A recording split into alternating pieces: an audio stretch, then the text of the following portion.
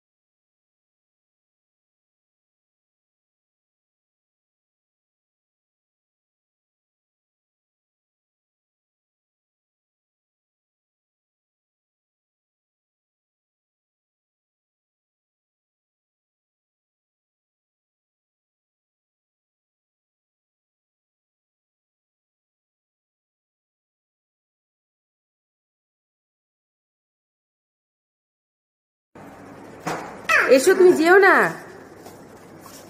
Tata.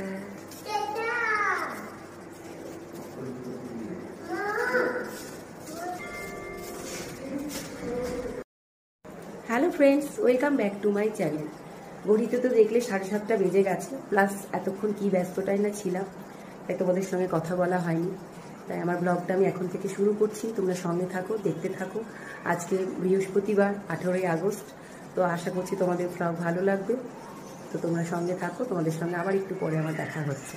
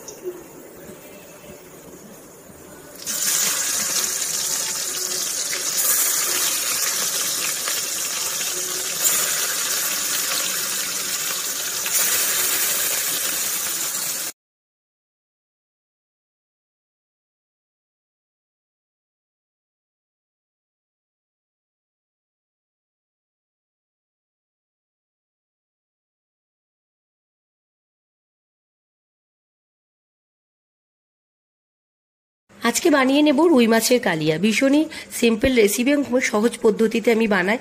যে তেলে মাছ ভাজলাম ওই তেলটার মধ্যে সামান্য একটু ঘি অ্যাড করে দেবো, আর এর মধ্যে দিয়ে নিচ্ছে একটা তেজপাতা, আর গোটা গরম মশলার মধ্যে এলাচ আর দারচিনি ফোড়ন দিয়ে খুব কুচি কুচি করে পেঁয়াজ কেটে রেখেছিলাম সেগুলোকে ফ্রাই করে নেব। সামান্য ফ্রাই করে নিয়ে এর মধ্যে আমরা টমেটো কুচি দিয়ে নেবো। টমেটো কুচিটাও ফ্রাই হয়ে গেলে এর মধ্যে দিয়ে নেবো 1 চামচ আদা বাটা, 1/2 চামচ রসুন বাটা, সামান্য জিরে গুঁড়ো, ধনে গুঁড়ো, হলুদ গুঁড়ো, সামান্য কাশ্মীরি রেড চিলি পাউডার আর 1 চামচ মতন টক দই দিয়ে মশলাটা ভালো করে কষতে হবে যতক্ষণ অবধি না মশলা থেকে তেল বেরিয়ে না আসছে। তারপরে মশলা থেকে তেল বেরিয়ে আসলে এর মধ্যে আমরা জল অ্যাড করে দেবো। আমি এখানে 2টো কাঁচা লঙ্কা ইউজ করছি, আপনারা যে যেমন ঝাল খান সেরকম কাঁচা লঙ্কা দেবেন। এরপরে ঝোলটা ফুটে উঠলে আমরা এর মধ্যে মাছ আর আলুটা অ্যাড করে দেবো, আর তারপর আমি দিয়ে নেবো এর মধ্যে সামান্য গরম মশলার গুঁড়ো। আজকে আমার ব্লগ এই পর্যন্তই। কেমন লাগলো আমাকে অবশ্যই কমেন্ট বক্সে লিখে পাঠাবেন। আশা করছি আপনাদের ব্লগ ভালো লাগবে। আমার এই ব্লগ যদি আপনাদের ভালো লেগে থাকে তাহলে প্লিজ একটা লাইক করে দেবেন, আর যারা চ্যানেলে নতুন চ্যানেলটাকে এখনো সাবস্ক্রাইব করেনি তারা প্লিজ চ্যানেলটাকে সাবস্ক্রাইব করে দেবেন। তো আজকের মতন আসি, আবার নেক্সট ব্লগে আপনাদের সঙ্গে দেখা হবে। নমস্কার।